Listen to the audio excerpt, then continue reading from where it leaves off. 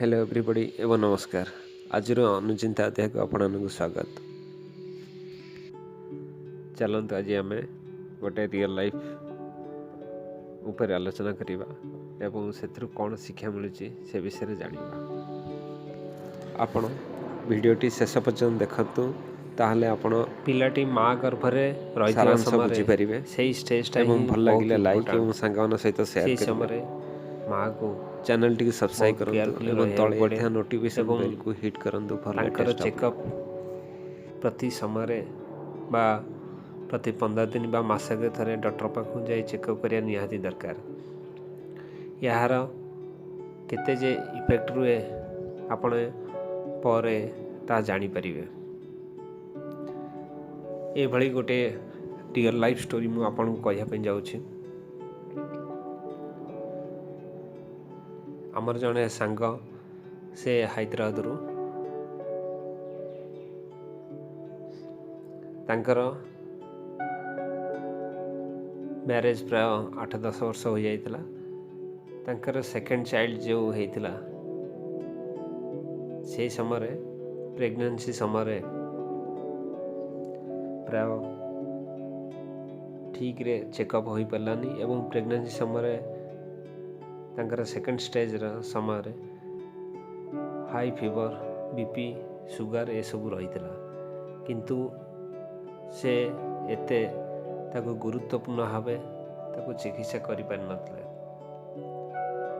एवं परवर्ती समय आफ्टर डिलीवरी जो पिला जन्म है आपण शुणी बहुत दुख भी प्रकाश करेंगे एवं भयभीत भी हेबे। जो पिलाटी डेभलप बा जन्म नाला तार आनस नथिला माने मल त्याग करिया पई रास्ता नथिला किंतु परे से नहीं डॉक्टर पाखु देखाई से कहले यार ट्रीटमेंट तो नहीं किंतु से आर्टिफिशियली पुणी होल करथिले एवं आपण विश्वास करिवेनी से बंधु जनक एभली शोचनीय दुख अवस्था रोते एवं तांकु प्राय सबुदिन करी करी ताहा हाबिट रे परिणत हो जाइतला। सबुदिन सकाळु उठिकी तांकु मैनुअली बाहर करिया को पड़े एवं सकाळ संध्या बेले एभली प्रोसीजर करिया को पड़े। आपण एथरु जानि परथेबे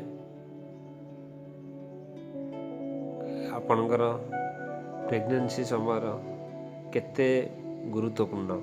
ये आहरी भी बहुत इंस्टांस अच्छी कि सेमानकर से प्रेगनेंसी समय ठीक रे ट्रीटमेंट बा ठीक रे चेकअप न करिया जगु बा जदि से समय कौन किसी रोची हाई बीपी कंटिन्यूअस रोची किंबा सुगर कंटिन्यूअस रोची किंबा हाई फीवर बा अन्यान्य कौन जिनस अफेक्ट रोची ताहा डायरेक्टली पिलांग ऊपर पड़े। तेणु एभली भी आहरी देखी भी कार पिला मेंटली डिसाइडेड बा फिजिकली हैंडिकैप्ड ये पिला जन्म नियंती यही सबू स्टेज पाई।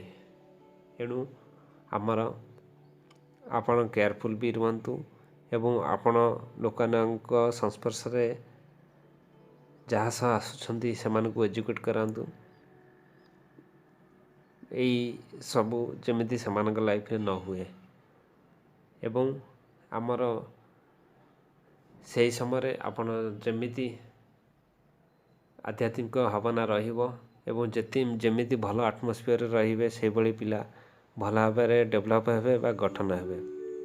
सेमान मेंटल से भली डेभलप हेबो एवं सेमाने से भली तांकर ग्रो हेबो। आमर प्रेगनेंसी सेकेंड स्टेज रे प्राय सुगर बीपी बढ़े किंतु ताकू डॉक्टर को देखैकी ट्रीटमेंट करियार अछि एवं अल्ट्रासाउंड भी डॉक्टर का उपदेश अनुसार आमको करिया दरकार। आज पई आलोचना इट रखुछु।